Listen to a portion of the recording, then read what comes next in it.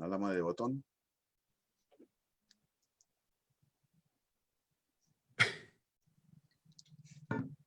Good afternoon, dear friends. Thank you so much for joining us today for our 8th episode of Torah with an Accent. Today we have, this week we have two parashiot combined, at least outside of Israel. And then next week we're going to catch up with our brothers and sisters in Israel. This week we're going to read the combined parashiot Chukat and Balak. And it's my pleasure to be with you and to be with my dear friends and colleagues, Rabbi Kulok, Rabbi Wervin, Rabbi Karpuch, Rabbi Kogan. And I would like to invite us all to discuss one question that, well, I have many questions when I get to this parsha, particularly to the first one, Parashat Chukat. And I would like us to discuss a little bit about the incident of Moses and the rock. That's called May Merivah. And what was the mistake? What was the big mistake that costed Moses to not get into the promised land? Well, each time that I read this parsha, I have the feeling that the punishment seems disproportionate to the offense. Seems like Moses, who served God for 40 years, Moses, who served God loyally for 40 years, was punished for something that it seems not as a great, misdeed as many other episodes that we read in the Torah.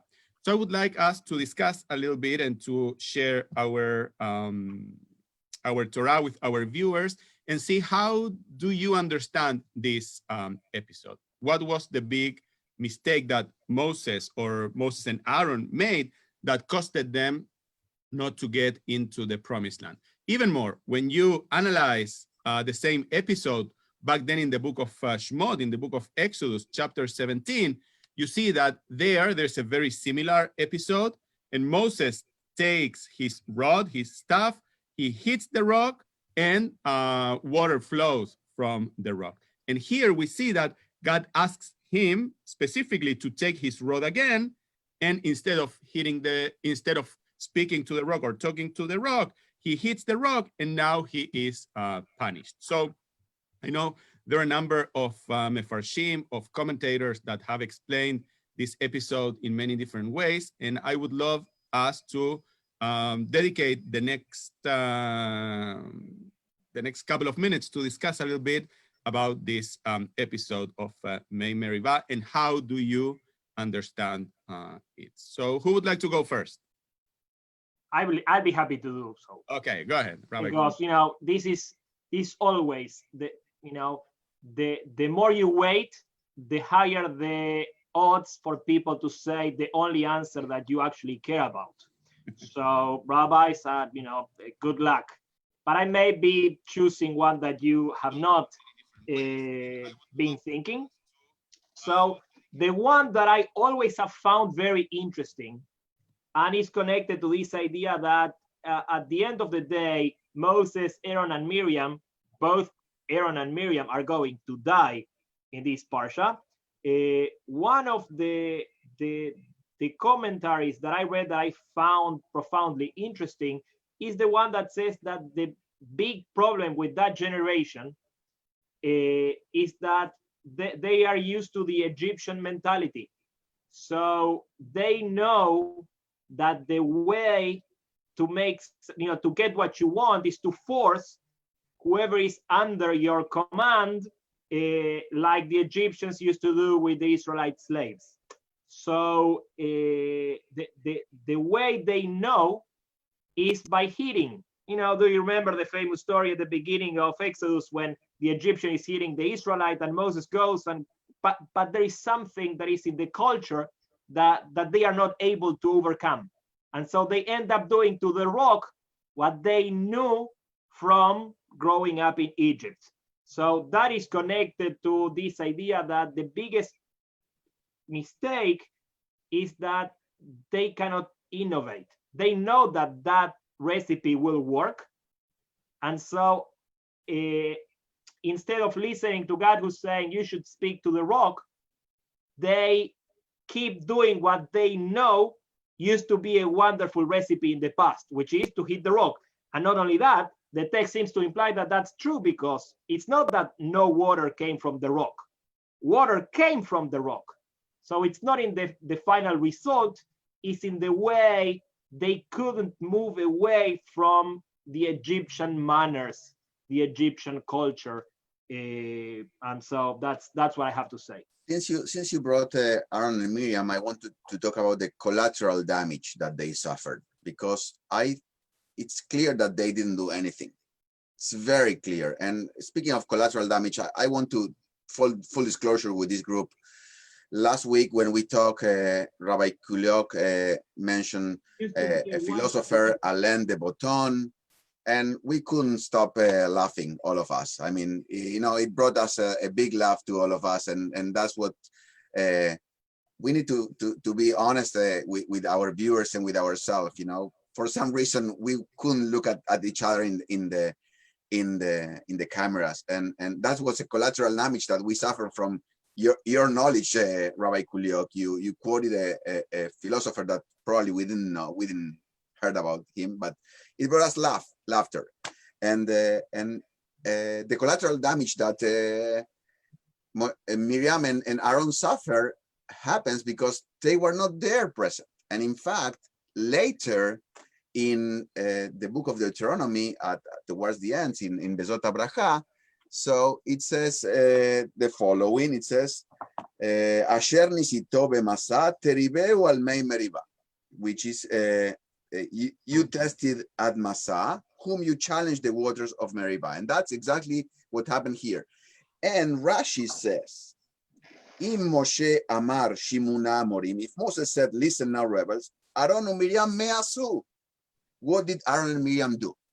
It's like finding an excuse for them to perish and not to make it into the promised land. So yes, there is the sin, and there's also the collateral damage. So from the sin, I want to also bring back what you just mentioned, Rabbi Kuliok, and what Rabbi Kormis presented, is that what is, if in the book of Exodus, Hashem commands Moses to bring the staff and hit the rock, and in the book of Numbers that we are reading this coming Shabbat, Hashem commands Moses and says, take the staff and talk to the rock.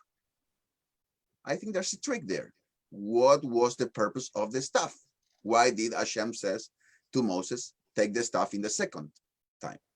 So, you know, Moses committed one sin, and the Mefarshim added many other sins. Many other the commentators made him look like he did several things. And I want to go with my money that, you know, as Rabbi Kuliok says, probably he was not ready for the new generation, because he calls them Shimuna Morim. Listen, you rebels. And this is 4 years later. This is the new generation. A big gap between, you know, the sin of the Meraglim, of the spies, and this episode. So therefore, this is a new generation, and Moses is not ready. But again, I want to bring up, also expand our topics and think of the purpose of the staff, and also the collateral damage, and that is my. So do you really think that Aaron didn't do anything? No, at least not in this episode. Well, I have to disagree before Rabbi Kogan and Rabbi Karpuch share with us their opinion. I think that the fact that Moses hit the rock twice shows that Aaron could have stopped him after the first time. And I think that there is a very powerful message there for us today. And it's that we cannot stand idly by. We cannot be bystanders. And when we see that someone is doing something wrong, we should intervene, and we should try to actively change that. So I think that, and this is what the Mefarshim say, that Aaron's,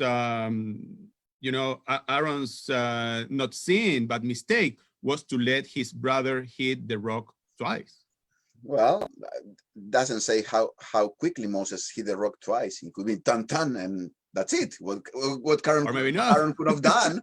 So, you know, I continue stubbornly in my opinion. Okay. So, I want to take the stuff from you, Rabbi Werving.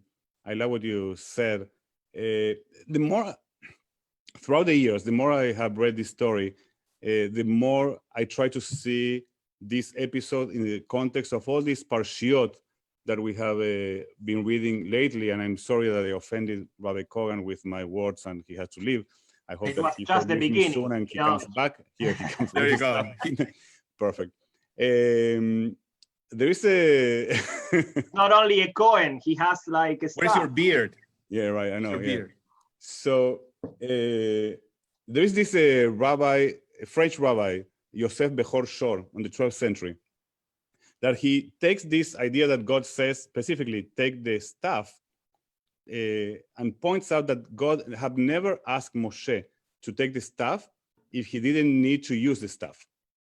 Right? When he went to the Nilus to bring the first plague, he needed to bring the staff with him. So every time that God says bring the staff is because you will need it.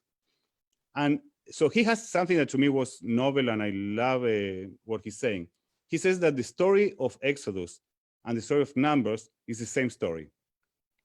That in Exodus, we're giving like a preview of the story that actually is brought back now in the book of Numbers, in which we actually are filled with more details. And that the idea of hitting the rock was always there. The problem is not hitting or speaking to the rock.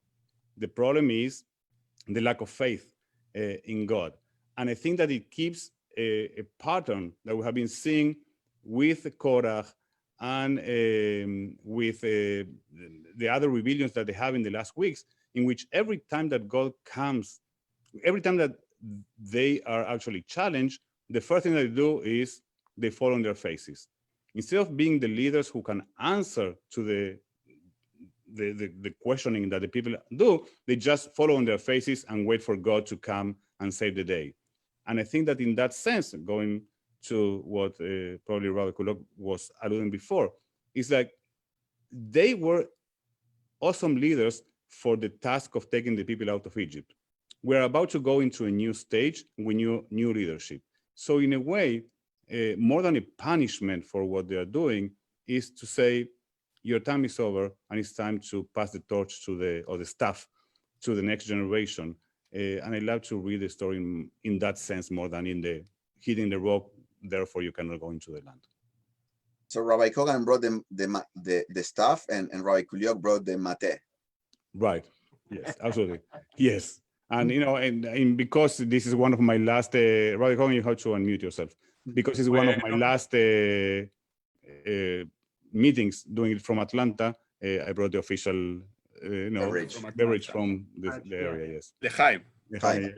Fine. So Rabbi Kuliok was right that there is a disadvantage of being the last one to speak.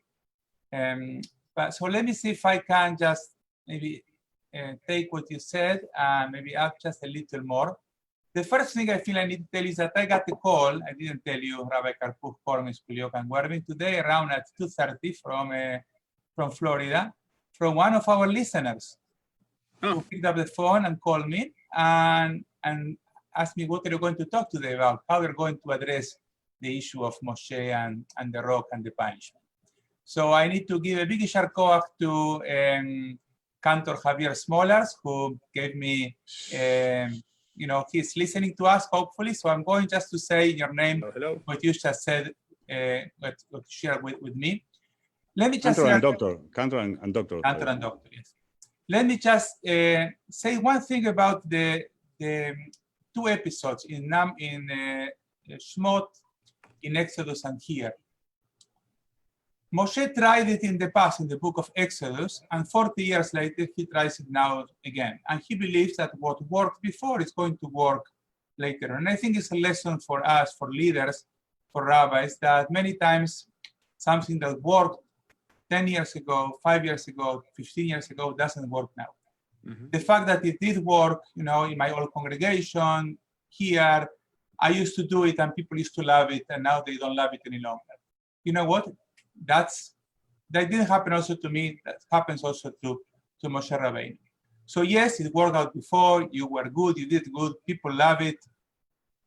Doesn't need to work for the rest of your life. And I think when you keep doing the same things because they worked before, and now you say they need to work, you know, someone is going to tell you it doesn't work and it's time for you to pass the stuff. I like the idea to the next generation. Let me share one idea, which is the one I wanted to share, and Rabbi Wervin, I think, pointed to the fact that we have so many commentators, and I like just to share a Radak, Rabbi David Kimchi, who Rabbi Greenberg in Iturei Torah brings his commentary, and I find it one of the most fascinating explanations or Perushim. He says in Radak, so many commentators try to explain why Moshe, what did Moshe wrong? And Radak says, and each commentator, by showing off his knowledge, keeps adding one more sin to Moshe. Because if you need to explain, he did this, no, the problem was this. And so he says, I don't want to add more sins to Moshe Rabbeinu, so I'm not going to add any more explanations. I just find it one of the most beautiful Divrei Torah, because it's very difficult to refrain from when you have something to say, not to say it, and to say, you know what, it's not for me the time to add anything. And I think that in this case, Radak is a beautiful commentary. And last but not least, let me share with Cantor Dr. Smoller told me today, which maybe you already knew it, but I find it that is a beautiful insight also. Moshe cannot enter, not because he did something wrong, but because his people are not going to enter. So the captain cannot go ahead if the passengers cannot make it.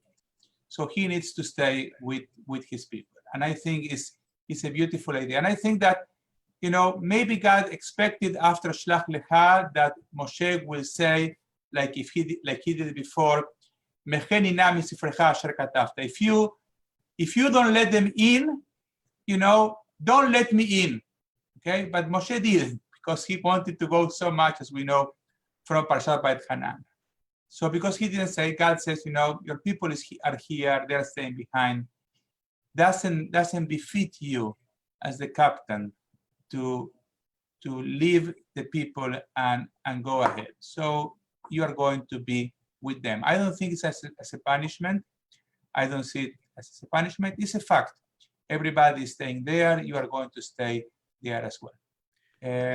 I would like to ask you the following to the four of you. We are all in places of leadership, and we are all congregational rabbis, and we lead our people the best way we can. I would like to go back to what Rabbi Wervin was saying about this idea of Maimonides and Shimshon Raphael Hirsch, about Moses losing his temper, right? And Moses saying, Shimuna Hamorim, so listen, oh rebels. It's like, you know, he was just over the top. He couldn't stand it anymore, and he lost his temper. So, and I think that happened to us, you know, or at least I'm going to speak for myself, right? That happens to me, you know. It doesn't happen to me. That happened to me, you know.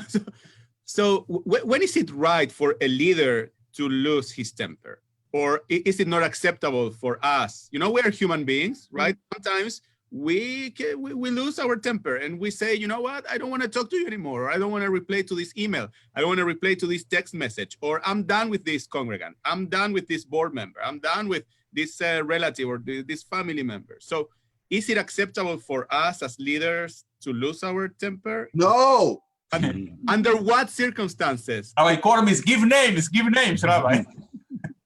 So I learned something very interesting lately, and it's a Dvar Torah in English, and it says anger is one letter short than danger. So whenever we lose our temper, and you know, I count me among those who lose their temper. I'm not a saint. We are in danger. And you know, the Talmud already says that you lose all your chokhmah, all your knowledge, all your wisdom goes away when you lose the temper. And I think that's probably what happened to Moses. You know, he calls them morim, you know, rebels. And he didn't understand that they were different people, and he lost his temper. I can see Moses being an older person and not having the same patience he had with them in the past. And when to lose the temper, we never know when we are going to lose the temper. That's a difficult question to answer. When is the right time to lose the temper, and when it's time to say enough is enough? But I think that I always want to say, take one more deep breath. I love the idea that our tradition says that you know a person in 3 occasions, well, by 3 things: bekiso, bekoso, bekaso, right? His finances, his koso, that can be translated as his drinking or his moments of celebration, and his anger moments, well, his angry moments. And I think that sometimes you lose it, right? I think that the English is beautiful there. You react because you lose it. Like, it's something that you need to find back. And it's not about losing your temper, it's about realizing that you have and what you do with that, how to come back with that. The problem is when you lose your temper and you want to keep justifying that you had the right and you were right in losing it, and keep getting into that place. So it's not just what you do, but how you react to that sense. I think that in Beit Hanan, eventually Moses realized that it's not his place to keep going. And he says, okay, it's enough, I won't go back, right? So Rabbi Kogan brought his stuff. I'm bringing you this that I have here in my office. I hope you can read it. Right. So every person who, you know, who becomes angry, if he's in the Talmud in Pesachim, if he is a sage, his wisdom departs from him. So I wanted to quote. It's Pesachim. Let me say something before Rabbi Kuliok takes it from me. I think that the question, with all the respect, when is right to lose your temper, I think that is a little misleading. You don't lose your temper because it's right or it's wrong. You lose your temper, period. And I don't think it's right. I don't think it's wrong. It's a fact. And the question is, you know, can we incorporate in our life, in our practice, in our vocation, in our life, both as husbands and parents and family members and rabbis, the fact that we could lose our temper or that we are having a bad day, or as Rabbi Karpuk said, you know, the English is beautiful, you know, you lose it. You know, it's, what does it mean? It's something escaped. And what we need to learn a little what happened is what happened immediately before this story. And what happened is that Moshe loses something more than his temper. He loses his sister. His sister died. And we know that from the Torah, only 1 verse or 2 verses are dedicated to the death of 1 verse, to the death of Miriam. And not only that, there's no consolation to Moses and Aaron. No consolation. Miriam is the one who basically took care of him, who protected him. You know, you just lost your sister. It's going to affect you. It's going to affect you. It's impossible. I am glad somehow that he was affected. I would really be very concerned if Moshe would not be affected by the fact that a few verses before his sister died, without any mourning process, and it affects you. And I know that some rabbis don't like to talk about personal things. I believe that it's important for us to bring personal stories. Some of you know, I lost my father 3 months ago without the possibility of being at his funeral in Israel because COVID-19, without the possibility of being with my mother, without the possibility of cleaning my father's apartment that is waiting there. It's no way that's not going to affect me. It's no way. I mean, I go to shul, I do what I have to do. I am here with you. I am a father, I'm a spouse, but it's no way that's not going to affect me. If it doesn't affect me, something wrong. So how is it going to affect me? You know, in which moment?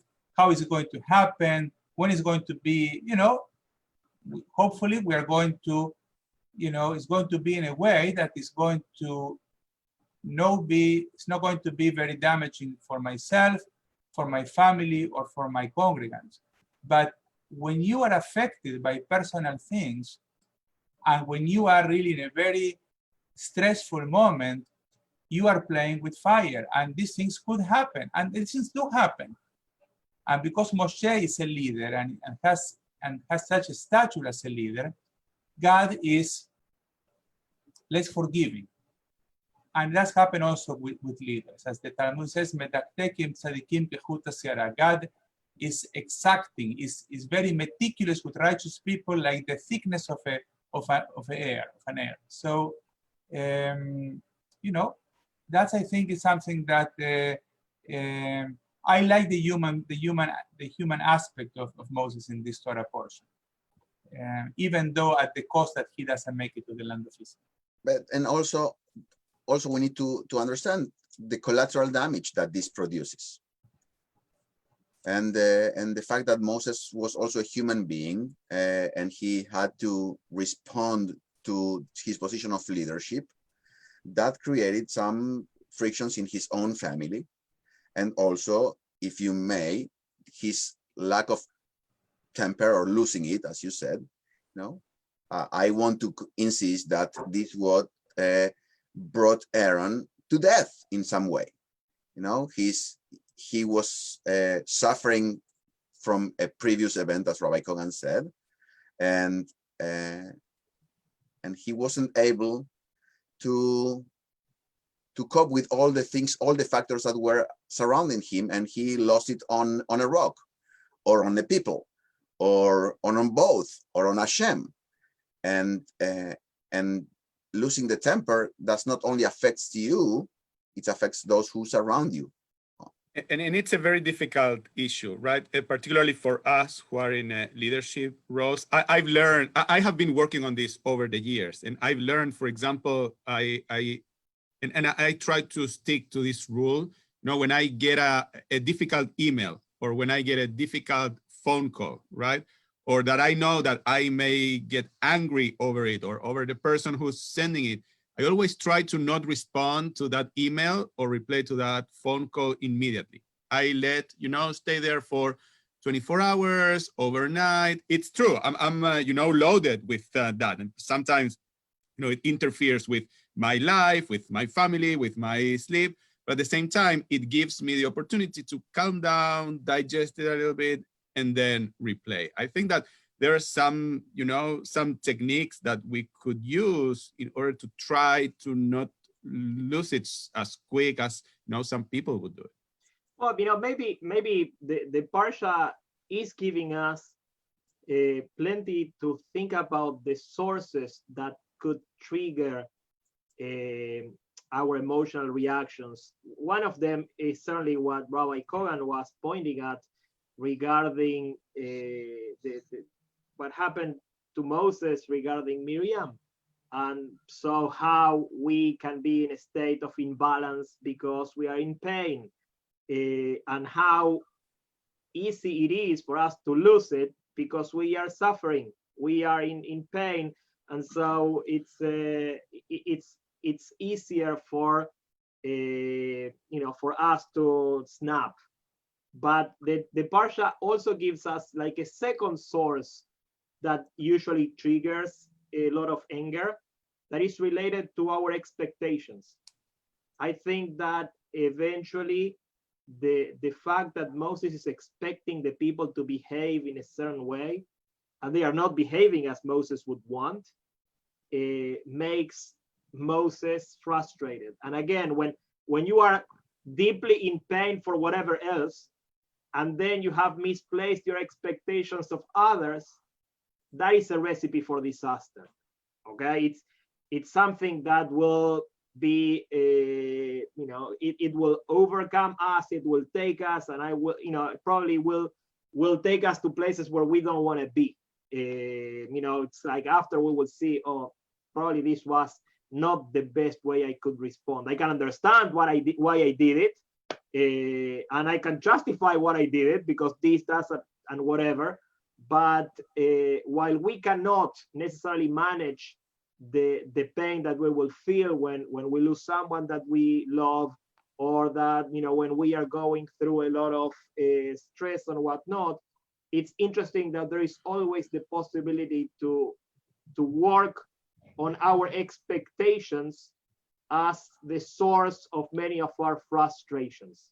How many, I always think to myself, how many of my reactions are related to what I am expecting from other folks? And why is that, you know, am I justified to expect something? Wouldn't it better not to expect anything so that it won't snap? Not that people cannot behave as I want them to behave, but to move away from what I expect them to do for me, because otherwise I'm setting myself for a potential failure. Low expectations, high hopes. Well, there you go. But I don't also- agree. I but- don't but- agree. but I don't agree. also the setting when this loss of temper takes place, because when Hashem says to Aaron and Moses, it says "Bedibarte melasela leineyem," and they don't do that. Then Hashem says, "Lo My Hebrew is a little rusty. Can you translate what you just read? Sorry about that. Yeah. So you should speak to this to the rock. Sorry, Moses and Aaron. You should speak to the rock in front, leinei, in the eyes of the people of Israel, and then later, you know, God says, "Ya'an lo emantem bi leakdisheni leinei bnei Israel." You did not have confidence on me to leakdisheni, to honor me, to elevate me in the eyes of the people of Israel. So the anger took place in a public place also. So all the condiments, the formula is set for a total failure. It was a loss of anger, but it was a public loss of anger. So, but Rabbi Kogan, you said you don't agree. No, on I don't the agree about expectation. no expectations and what Rabbi Kolioko said, because I think that you are a good rabbi because you have high expectations. And I understand that it's not about what people will do for you, it's what people will do. And Moshe Rabbeinu had high expectations. They wanted the people to be more grateful, to believe more after everything they saw, to be more cooperative, and that's what, you know, many times we as rabbis do. And yes, you are going to suffer when you have expectations. People are not going to follow through. You are going to suffer. But I think not to have expectations is worse. I think that what makes you a good rabbi, what makes all of you good rabbis, is the high expectations. And yes, and I agree with you, you are going to suffer. I think we are going to suffer because having the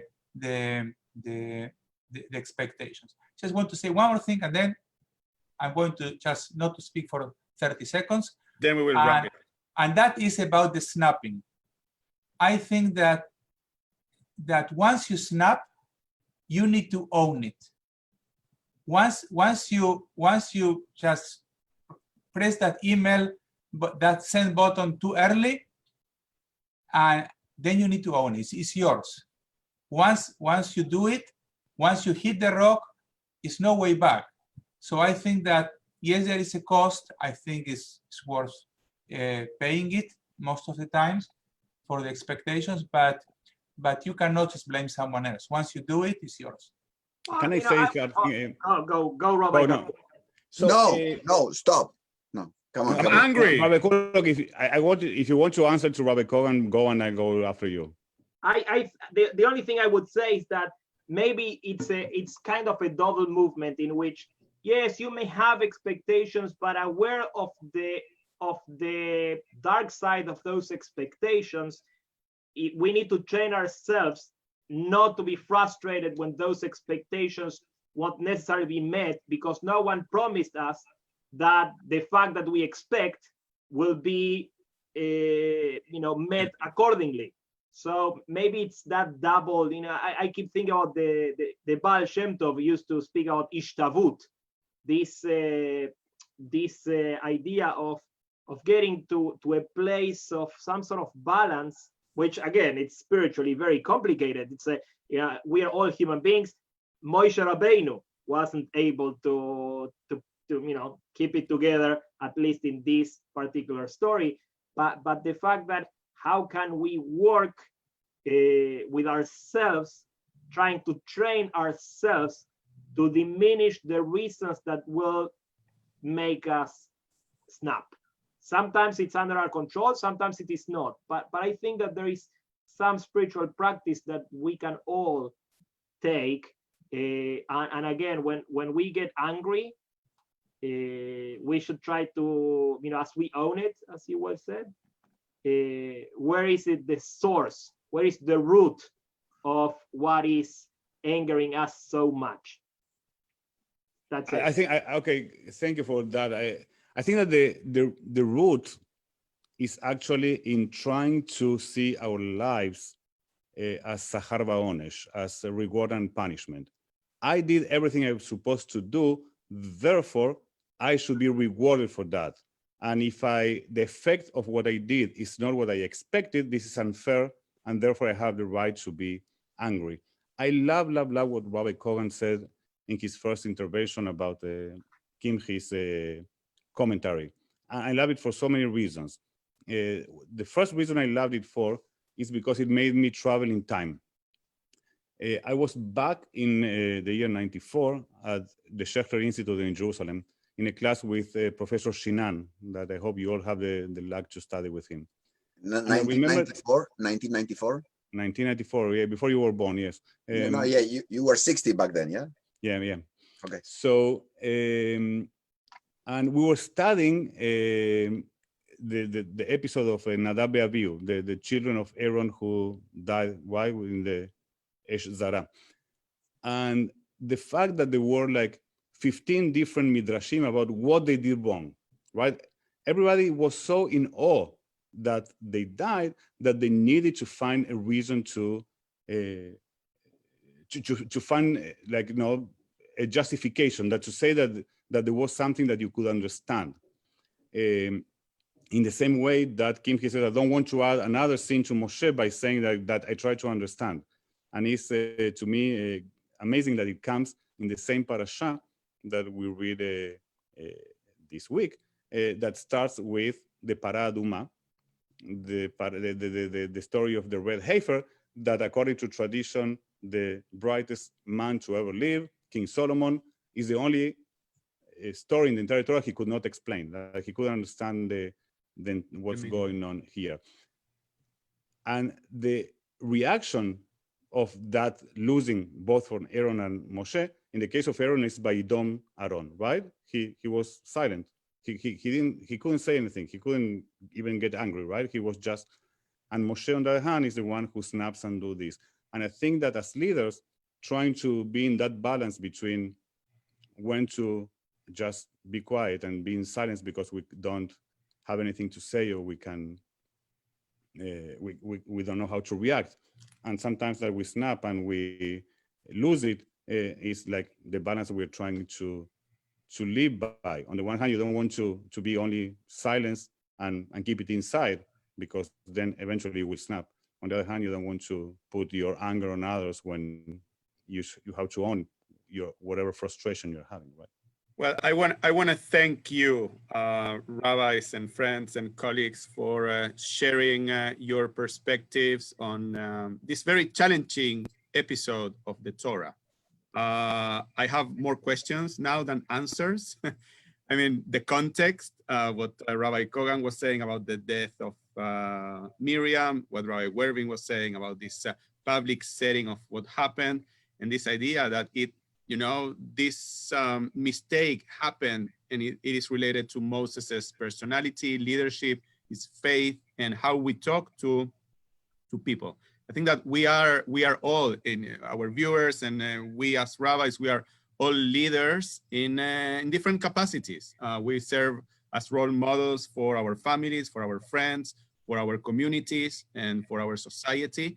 And certainly there is so much to learn from this episode, in the way that we treat others, in the way that we exercise our leadership, in the way that we can really be leaders that respond to the present generation without trying to be stuck in the past, trying, recipes from the past to answer challenges from the present. And to me, that's one of the main issues why Moses couldn't get into the promised land, because he served as a wonderful leader for the past, for the previous generation, but I think that he was not the right leader for the generation that was about to inherit the promised land. So I want to thank you again, and I want to invite our listeners and viewers to join us for next week, and we want to wish you all a Shabbat Shalom, an early Shabbat Shalom. Shabbat Shalom. Shalom. Shar Koach. Thank you.